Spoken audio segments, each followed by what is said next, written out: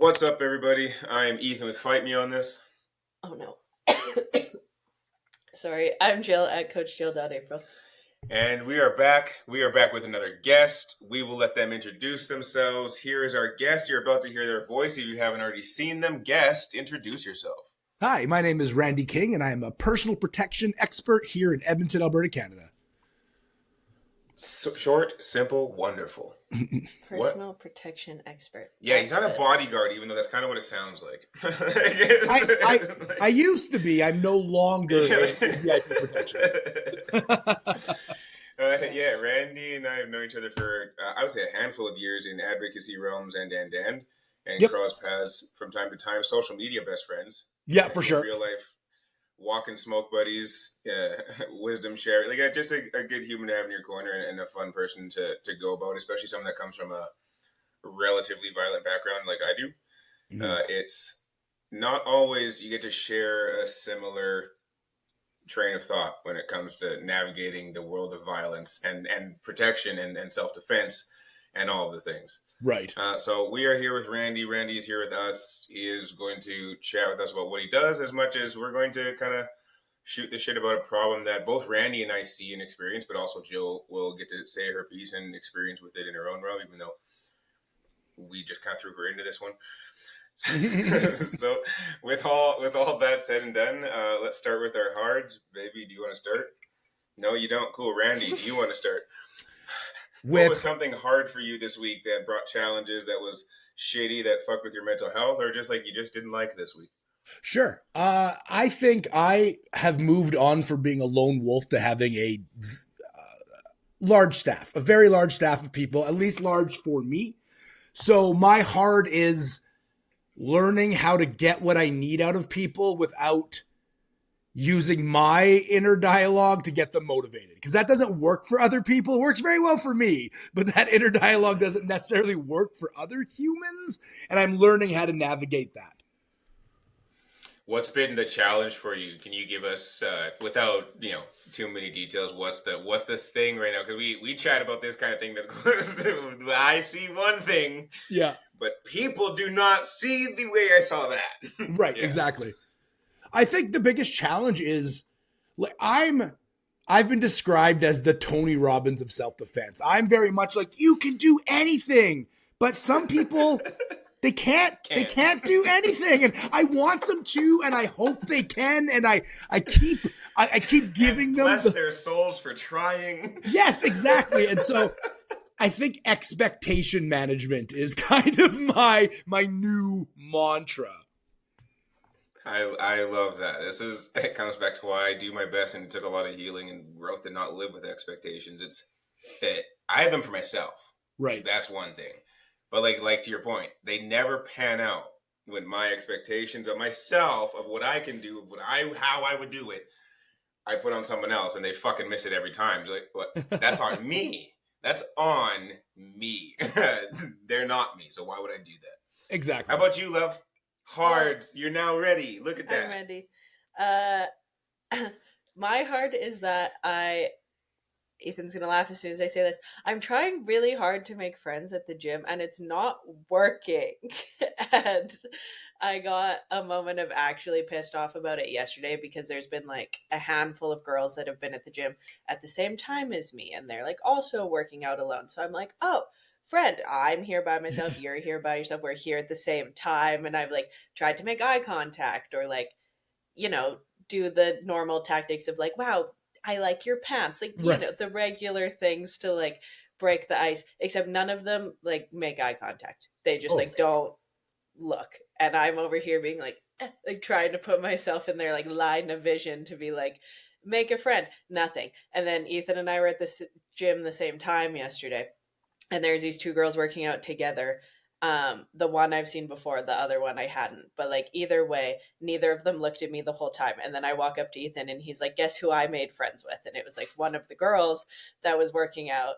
And being polyamorous, it's not even like a, what do you mean you're making friends with a girl? It was like a, what do you mean a girl will be friendly to a strange man she doesn't know, but not another girl? And then I was actually sitting in the car just frowning, looking out the window, because I'm like, this is so dumb to me. Like, we preach feminism and looking out for each other and how men are the worst. And then when an opportunity arises, you're going to be friendly with a strange man you don't know before you're friendly to another woman in the same space as you. And that's my current hard/annoyance. It's fascinating. There's there sounds, and I was like, I'm hear you say it to Randy, but like there's so much about this self-preservation tactic in here that's so lacking. Because like I'm a genuine person. I'm actually probably one of the safest human beings to be around. But to be the safest human being to be around, that means that I'm the least safest being to the other side of that equation. Right. Those both live here. So you're telling me that without knowing me, and you can't go, I just looked and knew, fuck you, because I have done some fucked up horrific things to people just for fun. That lives in here, that crazy. And you're telling me that you're going to give me the certified danger in this equation, all of the time and attention, but the safest version of my energy. And you don't know that because you don't know us, but you know that that's a girl who's this tall who just wants to be friend and is smiley. Like, it's so fucked up because you're right. I am the opposite sex, and you can bat your eyes and smile and get my attention. But then that means that I have yours. Mm-hmm. And on the other side of what we're going to talk about today, how many times have women learned the hard time that was stupid? Right. Well, and I think conversations around women especially, people say kind of what you just said, Ethan, look how tall you are. Minimizing the fact that they can still shoot and stab and poison at whatever height they are, right? So there's this disconnect in the conversation around personal protection and self-defense, which is very masculine driven of, look how big I am, look how loud I am. And as I talked about, violence has two forms. There's predatory violence and there's social violence. Mm-hmm. So yeah, sure, there's social violence areas where, being shorter might not get you the effect. But I was dating a woman for a while, and she said the most terrifying thing I ever heard. A lady asked her, like, hey, Randy knows all this stuff, but he's been training, he's big, and yada, yada. Are you scared of him? And she's like, I know where he sleeps and what he drinks. I'm not scared at all. I'm like, now that's what I'm talking about, right? Mm-hmm. Yeah, it's a weird space to be, even for me. Because, like, I'm friendly, and I'm also just a dude that likes connecting with people, but you don't know me. Yeah. And that's where I have the problem, because as much as I would love to say, like, I'm easy to make friends with, I'm actually easier to make friends with dudes, because what's a dude gonna do? Yeah. I'm just another boy in the gym lifting. That's literally. But then the argument comes, well, what are we, is this a dating site now that we're in the gym? Because that's what's happening. You're only paying attention to the boy in the situation, even though that's the friendly girl in the situation. There's a weird thing that's happening here, and this unspoken thing in society where it's not supposed to happen, but it continues to happen. It's always a problem because then there's always people with no friends and people that don't want the friends. Where are we missing the communication in being just people together in these spaces? Well, I think you can nail it down to like the damage that is done, right? You talk a lot about your emotional healing, right? And right now we're very much talking about physical injury. I have worked at women's shelters. I've been doing this for a very long time, 2 decades. You can see the gray in the beard if you don't believe me. And if you're just listening, there's gray. Trust me, I don't dye it on purpose. But if you're just listening, we have to understand that, like, while, and I'm not justifying why it's hard to make friends. My wife also has trouble making friends, so I don't know, right? But in this situation, like, yeah, sure, maybe what are you gonna do as a physical response, but I've talked to women who are like, well, broken arm only takes 6 weeks to heal and emotional damage takes forever. So there could be because women don't fight physically as well as they fight emotionally and socially, right? So maybe the fear isn't the danger of being attacked. The fear is the social repercussions. Yeah, it's just like so fascinating to me that upon first glance, women would be more friendly towards a strange male than a strange, like, I'm like, this is a crazy concept to me. And like, I can go the heterosexual, it's because you can sleep with him route of, like, I can understand it. Ethan is, I always say, a novelty. Like, there's not many men that look like him in the area. I get it. I'm his partner. I get it. But like, you're weird for being friendly to a man before you're friendly to a woman. And I Well, will yeah. die on that hill. Well, and like you So, said, the feminism thing, right? Like it's very counter. It's very counter their Facebook posts, right? It's very counter. that I Right. think that's the biggest piss off with us is like a be your own bitch. But what do you mean? Like what do you Interesting. mean? we hate men until there's one I want to sleep with. Because like, if you Right. see me in the gym, like, I'm not friendly to men. Like, don't look at me, don't look in my direction. Yeah. I'm good. I'm so good. I have one man and I'm good. But like, I'll be friendly to women because aren't we supposed to be creating safe spaces for each other? Right. Isn't that like the whole thing we talk about? Welcome to my daily insanity of like what is like what you're saying and what you're doing. And I think that thread is going to cross across this whole conversation is what you're saying and what you're doing do not match. And I have to default to what you are doing because words are cheap and easy and what you are actively doing is different, right? Yeah. Yeah. What's your hard love? My hard. I don't know that I've had a lot of hard this week. Honestly, and that's like a cool thing to say is that it coming out of a season of holy fuck hard. It hasn't been that upsetting the last little bit. It's been challenges with trying to get meal prep going, and that was successful. The pivot out of strength into conditioning was pretty successful. I feel really good in my body right now. There's like little thing like I think I'll say this. My hard, I do have one. My hard is people just catching up. Because like I've been black my whole life, and I have been a sexual abuse victim, physical abuse victim, mental abuse, emotional abuse victim for the equal amount of time, my whole life.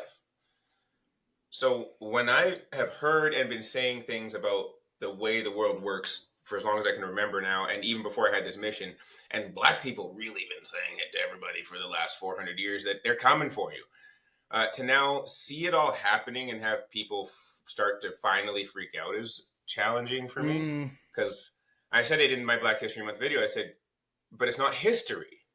You guys all say it's Black History Month, but where's the what spot? You know the two pictures? What's the difference? Right. What is it?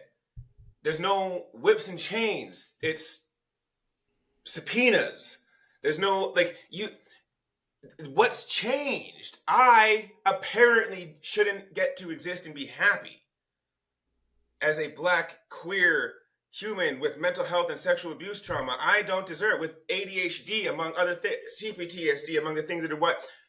There's so many reasons that the world keeps telling me that I shouldn't exist, but now that they're actually saying it to everybody, it's the problem. And not everybody. They're not saying it to everybody. They're finally saying it to white people. And that's my problem. My problem is that the Epstein files have come out and I've lived some of that. Yeah. What's crazy is hearing and reading some of those things and knowing I know what that feels like. Right. And people still have the caucasity, and I fucking stand on it, to say and justify and defend these rapists, pedos, and everything else. And I want to kill them. Sure. I think anybody that touches a child should die instantly, and anybody that defends them should die instantly, a more painful death than that. And I'll stand on that hill every time. And that's what my heart is that all of a sudden everybody's upset, but everybody else that's lived it has been saying it. And now you guys want to boo-hoo? Now it hurts our feelings just because some white bitch and a white dude died? Just because they finally released the files? Just like... This has been 35 years of my motherfucking life. Where the fuck have you been? Yeah, my heart is that. It's like that just now everybody's starting to go, holy shit. And yet everybody else has been like, why the fuck are you late to the party if you're the one driving the goddamn bus? Right. So that's my heart. Yeah, I think it's even as like a white person with a lot of privilege, like it really shows who only exists with their own people. Because like I'm very aware of how it works for not white people, but if you only exist around white people, this is brand new information to you to learn that like, oh no, horrible things can happen to all of us. It's like, no, horrible things have been happening. You just didn't have it right in front of your face Yeah, until exactly. now. You know, yeah, it's not going to change, and that's fine. Like that's not what's hard. What's hard is that everybody's acting shocked. Everybody's acting like they didn't know, and that's a theme of human existence that needs to stop. We Yeah, well, all know. if the All evidence know. shows, it definitely won't be stopping anytime soon. Like, It's my pet peeve on the internet when people are like, "I'm shocked." Why? Why are you shocked that that's a thing that's happening? like my favorite one-liner is "Color me shocked, but don't color me because that's racist," and I say that like multiple times a week Right. because I'm not. Like Yeah. you motherfuckers. Anyways, joys. We're going to happiness. He has to go first. Oh, I'm blessed. I have lots of joy. I don't know. I'll pick from the bountiful bouquet of good stuff I got going on. My kids got accepted to university. She's not shocked by it, but I never went, so I'm proud of her. She doesn't care. It's just like the next step for her because she's a little dork. My wife's back doing the career she loves. I have a book coming out through a publisher. Again? She's not. No, a second job that she loves. She was never a stripper. If you saw her dance, if you saw her dance, tell her I'm kidding. Tell her I'm kidding. Tell her I was joking. Tell her I'm joking. That woman scares the shit out of me. Well, she doesn't. I'm good. She would not be offended. Her exact words are, "I'm not a stripper because I can't dance." So that's like I believe that. I can like picture the attitude and the matter of factness in that sentence. No, I'm very, things are going very well for me. My biggest complaint is, too many people work for me. Boo hoo, Randy. Oh, so sad, right? Like, but that is my complaint, unfortunately. Yeah. Yeah. So joy is great. We went for coffee a couple of weeks ago, and you were saying like it's a lot of people over here now. It's just a lot of people. Yeah. Which is like, again, to your point, it's cool. Yeah. That's where you should be. Yes. Still sucks sometimes. Oh yeah. But this is joy. I think that's people. Yeah. Yeah, I agree. It's sucky joy. It's like it's joy sucky. It's both things.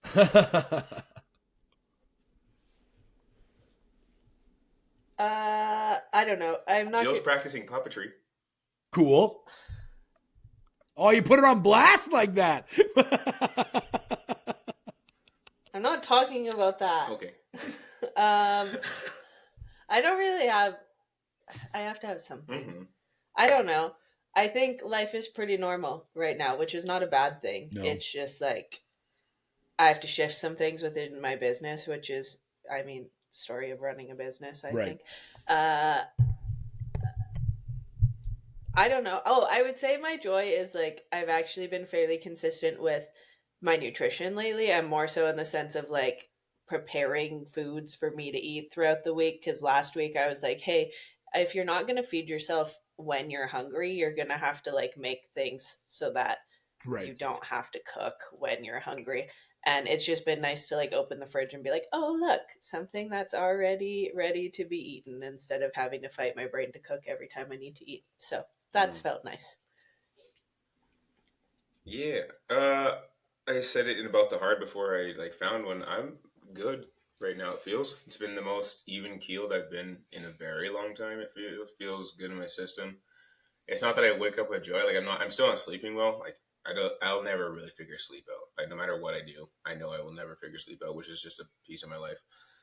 So those are frustrating because like I know like I don't know who I was talking about the other day. I only ever find rest in like 1/3 of my being, whether it's mentally, physically, or spiritually. There's only a piece of me that ever finds rest every night, and it's almost always physically, because physically my body will sleep. I bury it in the day with how much work I do in movement. That's the point. But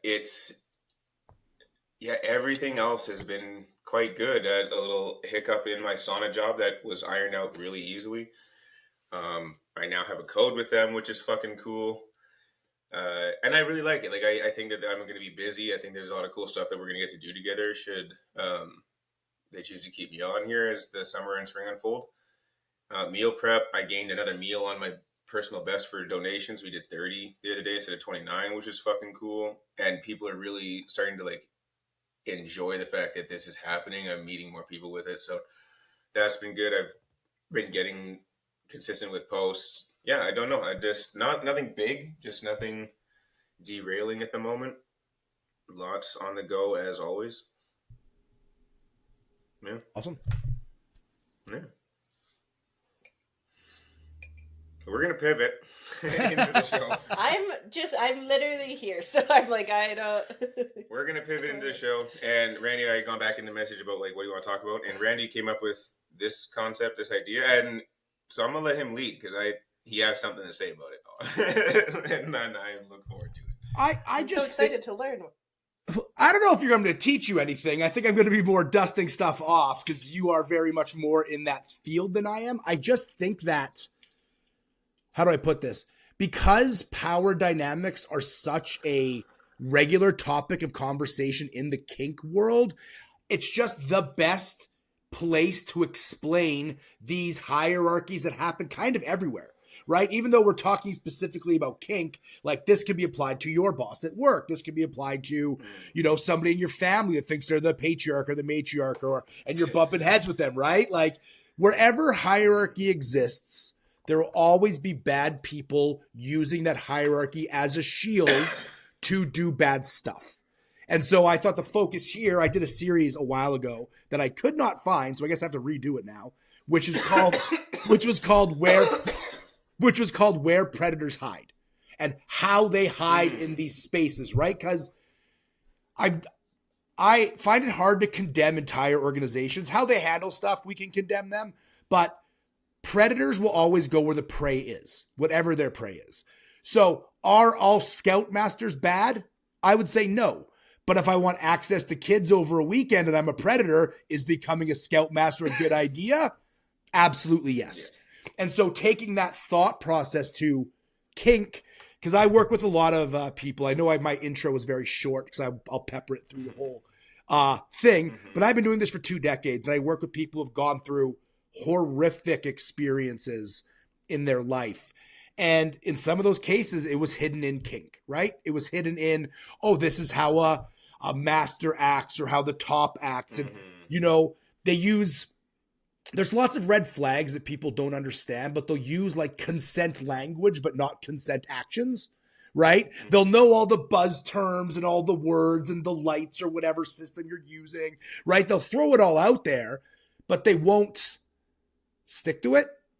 And what happens is, because I divide everything into before, during, and after, but kind of as an overview, when we look at the people that are committing the most problems in any community, we're looking at people who are well-known. They have reputation armor. We have people that aren't vetted, but they're just known, and known equals vetted for some people for some reason. And we're also looking at people renegotiating mid-chemical dump, which is never a great idea, right? And so they'll use the language correctly, right? We'll do this and this safe, whatever, but when you do it in practice, it's almost seemed like you are not tough enough, or you're inexperienced, or you're bad at negotiating. And then that's where the predator gets to do the things they like to do. Yeah, I think of like early in talking about being polyamorous, there was a couple we followed, and it came out shortly after that he was like actually a piece of shit. And I think I followed them first, but we followed them because they were both polyamorous and in the kink world. So he was like similar to Ethan in the ways of like polyamorous and a dominant, and like had all of the similar titles. And then it came out shortly after that he was actually very much abusing his power within those dynamics, and his partners, who were also his submissives, like weren't really having a say in much. Like they claimed to like not be hierarchical, but he would like prioritize time with his wife over his partners, and like a bunch of stuff came out that it was just like he says all of the things, and they were posting on social media and they were having these conversations, so the world was like, oh, they know what they're doing. People were comfortable engaging in partnership and in kink with him. And then once you were in, that's not actually how it was going at all. But it took so long for somebody to finally be like, hey, this is what's happening when you're actually in relation with him. Because exactly as you said, they were scared to say something because he's on social media and he says the things and he's well known. So how am I supposed to be the first one to be like, hey, this isn't right? And I think that's how people get away with it for so long. Absolutely. I agree 100%. I think That's like, this is why I break everything up into before, during, and after, because there's going to be signs that you can see ideally ahead of time. Then there's going to be the egregious things that happen inside the session, the space, whatever you call it, playtime, right?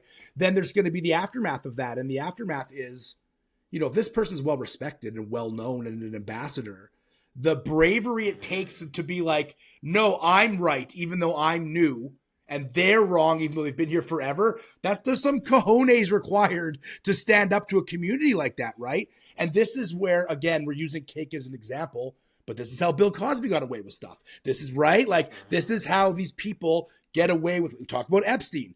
Blackmail got him away with a lot of stuff too, right? This is how they get away with it, is they say the right things, they get the reputation armor, right? They bring people in, and then things start to happen. And now, the two things I really want to be clear here is, we're using kink as an example, not because kink is necessarily worse and there's more predators in it. That's not what I'm saying. I'm saying if I'm a predator that wants to tie somebody up and I don't want to listen to consent, hiding in a BDSM community is a smart tactic for the bad person. Does that make sense? Mm-hmm. And the other thing that I want people to understand is that it's this, you're going to know a bad guy if they're a bad guy and they're overtly a bad guy.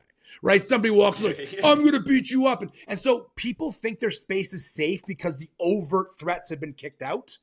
But it's the smarter ones who know the language, who play the game, who get multiple chances. And again, one mistake does not make this bad. I'm not saying if you've made a mistake, you're a horrible person, right? You're learning. It's the consistent. There's a difference between a mistake and a decision. Yes. And there's a difference between one time and the same mistake 30 times, right? Like, that's what I mean. Like, yeah. That's what I mean. Like, a mistake. Like, I warn everybody, and this comes with being a Dom that is responsible.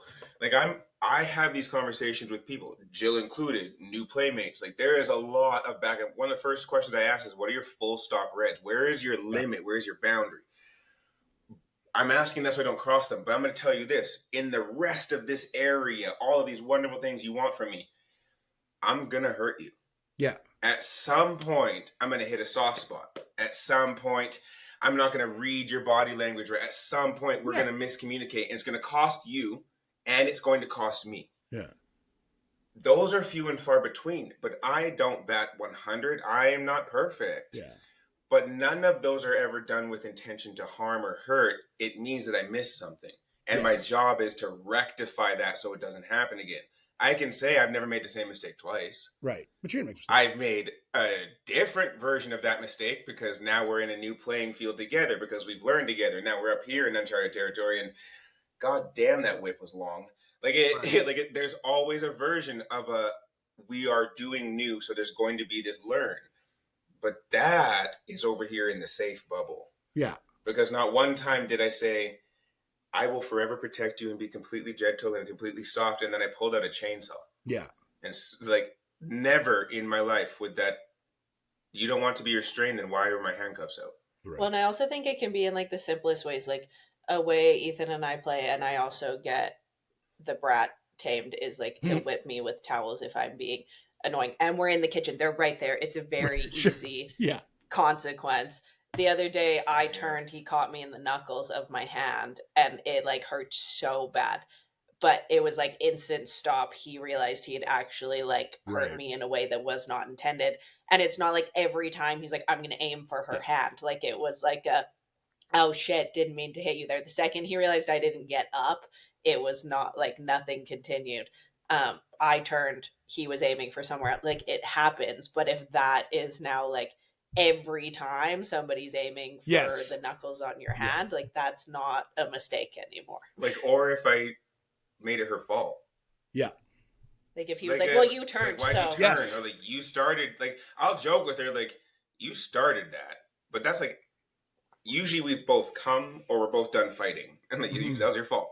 But like, there's no version of it. Like, even as she talks about it, like, I remember it because it guts me when I do that. Like, that's never meant to hurt. Like, it's meant to hurt. Fuck you. It's not meant to harm. Right. But like, I've hit her in the hand before because I wanted to put the towel down. Like, and I can aim like that. And I've said, you better put that fucking thing down. I don't need to hit you in the ass. I'm going to take it out of your hand. And then get her on the back of the hand. Never has she dropped. Right. But I was aiming for her fucking leg and she turned. And like, in that moment, the cleanest towel whip I've got her with in years. Like, and that was the one. And immediately it was no longer fun for anybody. It hurt her and it bothered me because it our play never comes from the intent to harm, the place of harm, the place of ugly. It comes from the place of where it should. Right. You know what I mean? Like a good place. Sometimes it's naughty, but it's a good place. Yeah. Well, and I think this is where, like, everything you're describing is the consent side of things. What I'm talking about here is like consent theater, right? Like, the TSA is security theater. They've stopped nothing, never once. But we still got to walk through the lines so people feel safe. I think there's a lot of concealed. Stop. Right? That's what it is. If they keep falling out the sky, what the fuck is your function? Exactly. But so same thing here, right? There's a lot of consent theater, and you've nailed it in a bunch of ways. But to boil it down to kind of its simple parts is consent is always in the submissive's hand. End of story. They're the ones that decide how far this is going to go, period. So if your dom is like, no, I control this, then the power dynamic is switched. And the same thing here, you nailed it. You were like, okay, hey, I didn't mean to do that. I won't do that again. You know, I understand it was my mistake, as opposed to like, because again, if they're just, no, you're doing this, you're like, that's a bad person. They're gone. The truly devious ones will subtly make it your fault. Will subtly make it an issue like, oh, you didn't do enough, or oh, like you're just a little weak or whatever. And they start to use that to nudge. Boundaries aren't always blown through with the bulldozer. They're often poked to death, right? You keep pushing, you keep pushing, you keep pushing. They're like, fine, I'll do that thing I never wanted to do. And then when it's over, you're like, oh, I didn't want that. But then you feel like you can't say that because you'd already agreed, right? And that's because the power imbalance is already there. Exactly. And like this is, and I think I'd like to stay on this note real quick because I think this is one that's extra important. We talk about that. I've talked about it in many episodes about like who has the actual power here. Right. I have the strength. I have the skills, the size, the determination. But all of that stays and was rendered useless until a submissive opens the door and lets a couple of them out. Yeah. As many as they want, as few as they want. All they could chuck me the key. Yeah. But until that happens, and even when it does, my responsibility is to give the fucking key back. Right. Is to close the door on my way back in. Right. Not because I'm in chains, but because my responsibility is to wait for permission, consent, to show the skills, talents, and things I can do that they've asked me to do. But until that happens, we have only talked about it. The power is still just aloof and over there. Well, and I think like consent's only consent if it can also be taken back. Like the amount of times where I've like thought I wanted one thing from Ethan and then realized I'm actually not tough today and this isn't going to be fun for me. Like the ability to look at him and be like, I'm actually not tough. And like Ethan knows when I say that I mean like I can't actually do pain in the way I thought I could. But if he was like, too bad, you already said it. Like consent's only consent if you can change your mind on it too. Consent is forever evolving. From like I don't know why this is so hard. From before the scene starts to after the scene completes, consent is forever a piece and can be changed, taken, removed, altered at any point. Yeah. Like, and my job is to know that. My job is to get you where you wanted to go, however you choose to navigate it in the process. But like I lay toys out. We have a bunch of them. I lay anchors. And some days I'm like, pick. Yeah. How would you like me to play?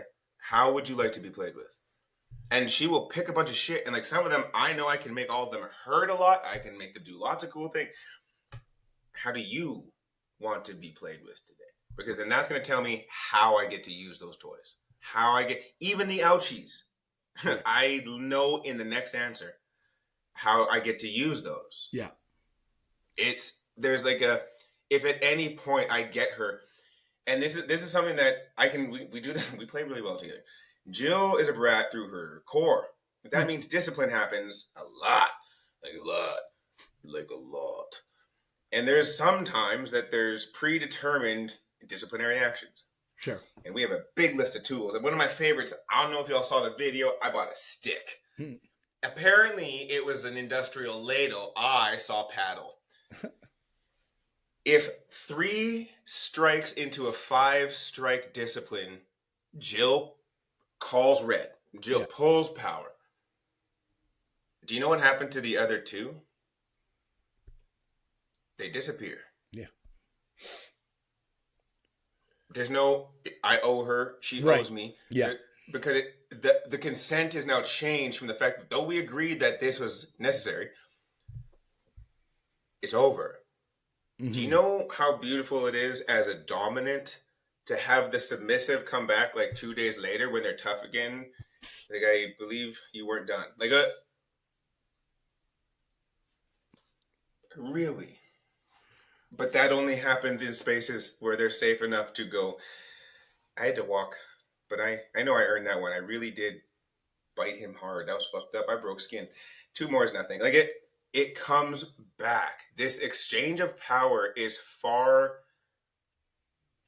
easier to navigate than people make it out to be if the first conversation you have has consent all over it. But I also think this gets like so ingrained in so many other ways outside of kink too, that once it's inside kink, we like, and I will also recognize that this happens in not heterosexual relationships as well, but like I'm going to speak from my experience and all with men. It gets ingrained in little ways that like I could see why once you see it in kink, like I also recognize that I have had very safe kink and BDSM experiences because 98.9% of them have been with Ethan. But I also can understand why, if it's been like ingrained into you in other ways, like as simple as like I hear women talk about it all the time, where they like don't want to have sex with their husband, but one time they had sex in the morning before work, so now their husband thinks that's like a regular thing, or the wife thinks it's a regular thing, and then you feel like you can't say no because you said yes to it one time. Like it can get like micro ingrained, if that's the right word, in so many other ways that once it becomes a bigger thing, your brain's just like, oh, but this is normal, or it's common, even if it shouldn't be a thing either way. We're like, I was literally waiting to say pretty much that. Like, that's what I was like listening, but like, don't forget what I want to say. I agree. And it's there. This is systemic problem, right? It's cultural, it's patriarchy. There's a bunch of reasons why people think this. And the issue is like, as you mentioned, Jill, you got luck of the draw, right? You luckily landed with Ethan, but you could have rolled the dice differently and got potentially a bad person. And this is the issue in, we're using kink as the example, but it's the issue in lots of places where you come in with these expectations, right? You, in this community specifically, you were on Reddit. You read a bunch of stuff about, you know, what people are doing. And then when you go, the people they're taking advantage of the implication, and then they're waiting for that apology rather than that permission, if that makes sense. They're waiting for the offense, and they're seeing how long you're going to go until you demand an apology, right? Because of the ingrained, like, I'm smaller, so I'm this, or I enjoy that, or whatever. Like, you know, you saw this, you got whipped at your ranch by actually like, oh, maybe this is the thing that I like. Then you roll the dice. There's no like intake of like, oh, you think you're submissive? Fill out these 10 questions, right? Yeah. And I know there are, in Edmonton specifically, I know there are organizations trying to change that. They're trying to add boundary setting and management and that sort of stuff. But that's the exception, not the rule. And so why these predators keep coming to these communities is if you're a little bit affable, you're a little bit clever, you can kind of get away with literal, almost up to murder for a very long time because of exactly what you said, Jill. The people are coming in preloaded almost in a victim mentality, right? Of, oh, I don't get it, so this person must. And if they say that I'm wrong, I am by default wrong. Even though you have the library of goddamn Alexandria in your hand, you can look this stuff up, people still will default to the person in the room. Yeah. I'm giggling because you're talking about that, and I'm thinking about this from my perspective because currently we're talking about like the imbalance in the way that there's toxic dominance out there, and this is not, do not hear me like a what about all lives matter. That's not what I'm Sure. saying about this, but there's a weird, and I've experienced this a lot as a safe dom in conversations with people, in watching the other side of this problem from the submissive side Right. Yes. of things. And that's the free use problem, is what I call it. Yep. There is, and there is something very powerful, very passionate, very intense about some of the more aggressive forms of play that there are afforded to us out here. Yeah. And without getting into it too much, very recently, I was in conversation with someone. We've been back and forth many times, and then they said something to me. And as a dominant, it's a yellow, orangey, nearing rouge color flag, and it was they were perfectly fine with referring to themselves as pet and play as they understood them. Pet and prey. There's two versions of themselves they like to portray. Beautiful. I love knowing that. It means I get to play with you different ways. Mm-hmm. But they kept hammering home their desire to feel completely safe, to be used in whatever way I deem possible. But then they added a wish list of things that they would like to have. And everybody's allowed to have those. Yeah. Don't hear me. I'm not judging. But from the conversation about power imbalance, the amount of power this being wanted to give me over them was far above and beyond toxic in ways that I haven't experienced in a long time. And I come from a very unhealthy and heavy place in life. We all know it. I'm a trauma survivor in many ways. And there's a lot about kink and BDSM that you will hear me talk about that is healing and growth. And I would not be able to do what I can do in this world with my body, love myself the way I do, without my life journey through kink and BDSM to be where I am now. But I was doing a lot of therapy through this process as well, as much as I was healing and working on myself, and understanding that the ability to do these things with people is great and wonderful. But the actual power that I held in my being is to say no. Right. Is to actually have the autonomy to say that that's not safe for anybody involved. As a Black man, there's a lot of play that I don't partake in. There's a lot of play that's unsafe for me to partake in. And unfortunately, in these more intense and direct conversations, the other side of I have all the power to do what I want is that somebody doesn't understand the power they're giving somebody to do to them whatever I want. Yeah. Whatever I want, honey, I cut myself just so other people don't hurt because of me. That's a fucking crazy sentence to someone that isn't healed or even keeled or. But it also irks me to know that if I say no, and when I do say no, who's up next? Yeah, exactly. Somebody will do it. Like genuinely, and I only said no because for the first time in a very long time, that's not the power that I want as much as I always want it, because I know that I would respect it with the things that was given to me. It's like, and maybe it's my anxious brain, maybe it's the way I am. Like, it's crazy to me that people are just like, here, take it all before I know that I can trust you with any of it. There's a few little nuggets I want to pull out of this. I think I could talk to you guys forever. There's a few little nuggets that I want to pull. I love it. So, number one, I hate that there needs to be a qualifier for Dom, and the qualifier is safe, not dangerous. That's crazy. So what we're I can talk about that with you forever. Well, that language, I didn't know it was a thing. I just kept calling myself Dom until someone said, "You're a safe Dom. We want." And I was like, "Whoa, what?" That's tough. Like, I'm gonna take it, but that's tough. Yeah, that language alone is indicative of a problem, right? Like, if the qualifier is by default they're bad, and I have to say that I'm good, there's an issue immediately present in the space. I think the other thing is a lot of people like to think this is all about the DOMs. It's not. Exactly what Jill was saying, right? there are victims who have gone through stuff that should not be in the kink space. Yes, it is a form to work through stuff, but some people aren't ready for that, especially if they're in a. Thank you. Wow. Well, and it's just, again, this is just through the work that I do, but like, if the person's referring to themselves on a first conversation as it, like, that's not a good mental space for somebody to actively enter into this, right? So I think exactly what Jill was saying is, this is where the safe dom thing comes in. I would assume a safe dom asks these questions and puts limiters on information sharing, but it's not the default, right? And that person who's a victim who refers themselves in a bad way and refers themselves in a bad way and believes it, not just for the kink, but like truly is there.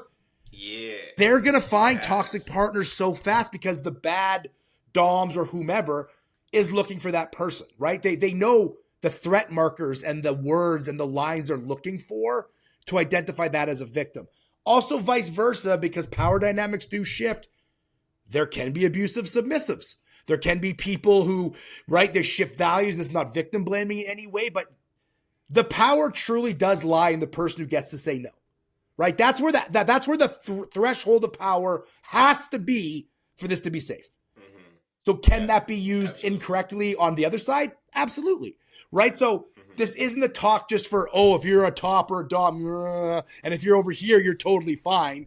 I agree with what Jill said. There should be some. Lesser. It's like the argument about, are there women offenders? Like, yeah, no shit, team. But like the problem we're having is not that the submissives are being the toxic thing up here. The problem is that there's people taking that, yes, and vying as a real safe place to play. Like, that's what's crazy.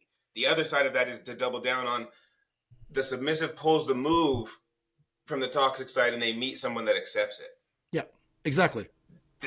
Uh-oh, that's terrifying. Well, and I think that's kind of the issue or the point I think I'm trying to drive to here is like, if you have so you guys are polyamorous. If a submissive comes into Ethan's life and their goal is to break you up to take him, that's some toxic sub stuff, right? Like and I believe the issue is the people that are defining what safety looks like are very much defining it from a physical male perspective. They're very much like, this is safe because I would feel safe. Where other people have different affordances on what safe looks like. But from my research and talking to people, it's a very one-way conversation, right? And so this other side isn't being addressed. Yeah, and I think we see it, like, have seen it in maybe like more micro ways. Like my brain goes to even when people like we always say like people are welcome to date both of us, they're welcome to date us separately, but I always like get a few red flags thrown up when people want to come into our house but don't want me there. Like that on my end, I'm like, then get out of my house. And I don't have a nicer way to say that. Like they're like, want to play with Ethan, want to interact in BDSM, kink, whatever, have specific wants from Ethan, but they're like, well, is Jill going to be there? Because I would prefer if she's not home. Okay, then do it in your own house. Yeah. And like that always feels icky in my system because I'm like, so are you like coming in my home to try to be like, Ethan's actually my dominant now and you can go? Because like that's not going to last very long. And I'm like, I'm not naive. I'm sure there's some people that are like, let me see if I can do that. And then when both of us go, no, you can either be fine with Jill being home or we cannot do it. How many times have we never seen them again? She doesn't have to watch. That's not what we're talking about. Right. But like I'm not leaving. There's three levels to this fucking house. But I'm not vacating my own home. Yeah. So you can do what you want in my house.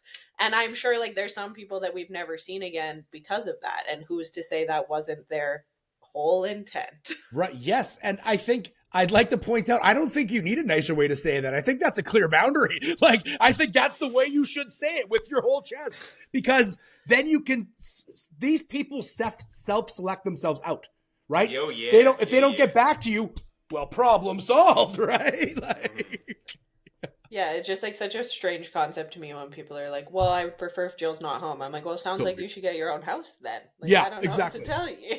Hotels like, exist. On paper, that sounds weird. Like, I try to do math as someone who was monogamous and Christian, and I'm like, and still none of that makes sense. What do you mean? Hold on. So if I, as a dominant, was invited over to a submissive's place to play, and they said, my partner's going to be home, does that change anything? And my ass says no. Yeah. Why am I crazy? Like, why would that change shit for me? Right. You two have had the conversation. It doesn't fucking. Is he going to be in the room? Am I teaching him how to play with you? Like, now you pique my curiosity. Like, what do you, hold up. We need to have another conversation. And I always think it's like a little bit ironic because I typically am one to offer. Like, I will typically ask Ethan, like, oh, are you looking for one-on-one time with them? But if you lead with, I don't want Jill to be home, Jill's gonna be, I'm gonna be in this house every single time you walk in my door. Like, I'm actually gonna open the door. Like, I am in fact petty enough to be like, oh, you requested me to leave my own house, I guess I'm never leaving again. I'm here every time you come over now. Yeah. So and I think the that's offer would usually be there. That's the appropriate response, because like you said, right? And this is what needs to be done more is, you're not against being gone. You're against somebody demanding it. You're like, why? Right? What's the thought process on that? Mm-hmm. And I think that's so very important to have. And this is what I talk when we talk about boundaries. Everybody's talking about like, oh, like you can do this and that. No.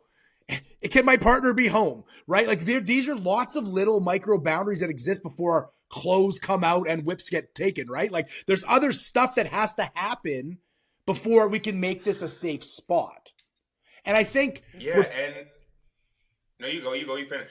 Okay. Well, I'm going to start a whole new tangent, so I don't know if you get your. Oh no, because I was just like, we've talked a lot about intention over this without actually saying, like, you've said it a couple times, I have, so has Jill, without actually saying like it's about intention. But like there is so much behind intention, and you can suss these out in conversations. Yes. To your point from earlier, like though they like, sheep, what is it, wolf in sheep's clothing? Yeah. Like they know the vernacular, they know how to seem to have the thing. But if you have the same 3 or 4 or 5 questions for every dominant or top you try to play with, you'll never get beat at your own understanding of a person.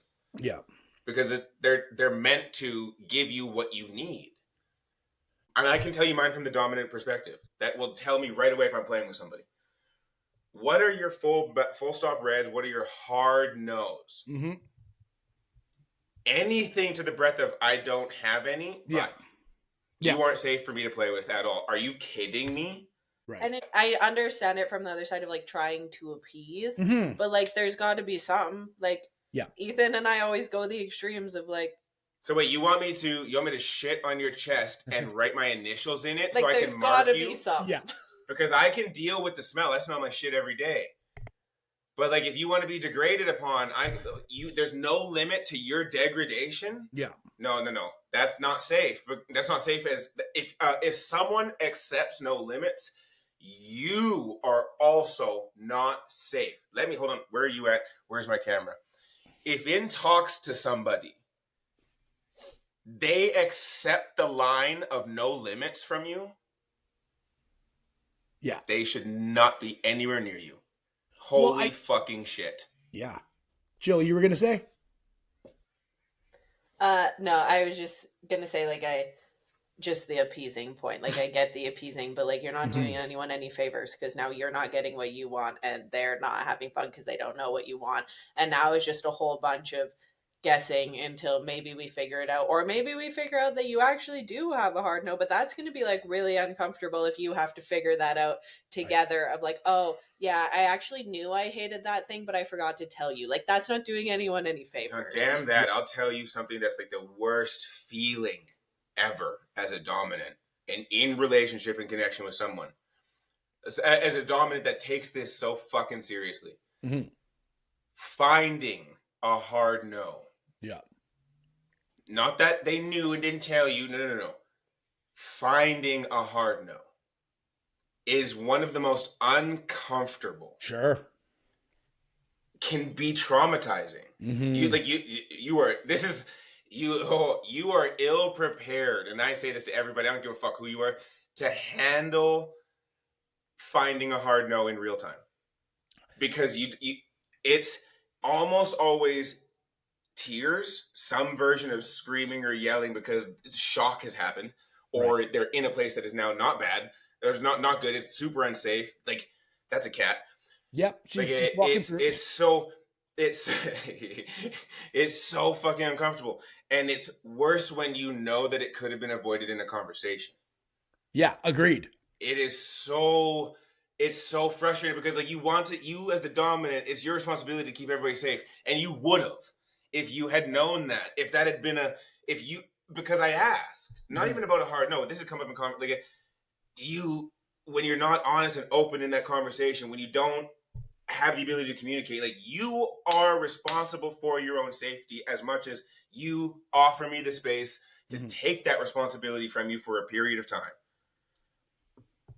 Yeah, agreed. And I think to speak to what Jill was saying, right? There's people entering this space that have only had bad experiences.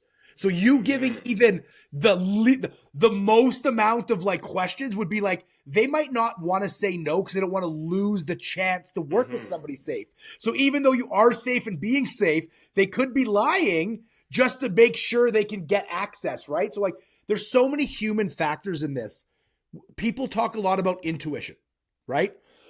And intuition is very important, but your intuition isn't God given. It's something that you built up throughout your history, right? So your gut instinct can be miscalibrated horribly. So we can't just by default rely on, well, they seem nice. They seemed nice because every human you met was awful. And that's nice to you now, right? So even when people are like, well, I kind of trust my gut. I'm like, great. Is your gut calibrated properly? Where did you grow up? What is your experience, right? I came from an abusive home. My threat assessment model, a lot different when I was in my 20s. Everybody was a threat. Anybody bigger than me. Now I'm like, right? Like, because everything is different. I've recalibrated my gut instinct. I don't see some homeless guy butting in line at me as a challenge to my manhood anymore. Now I'm like, oh, this guy's hungry and cold, right?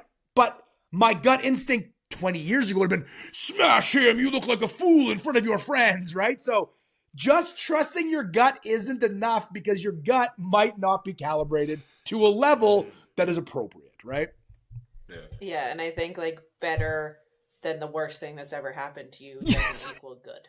Right, yeah. Well, like, this guy didn't almost kill me, just scarred me. I guess that's progress, but like, and I know that in so many, did you gain? Like, I know that in so many forms of coming out of a deeply like narcissistic relationship for 4.5 years, like coming out of that, just because that's not a visible walking human garbage doesn't mean it's good either. And it takes a really long time to learn that thing of like, oh no, there's actually things that do qualify people as a good, safe human. They don't just have to be better than the worst human I ever met. Exactly. But the tendency for humans is if you grew up in a pile of shit, you tend to understand shit, so you build a brand new pile of shit, right? Like you don't do any growth in between. You just keep bringing the bricks from your past, building your home in the future. It's the same thing. You got to get new bricks. You got to stop dealing with this stuff, right?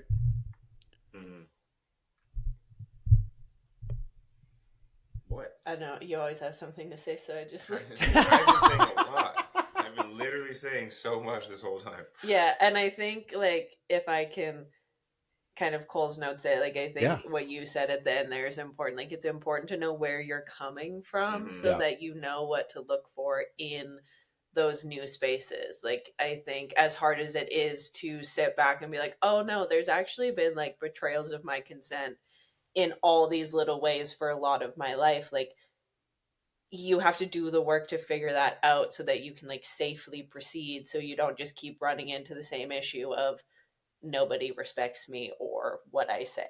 Right. Entering this world is work. You have to look at yourself. You have to look at your partner. You don't do this solo, right?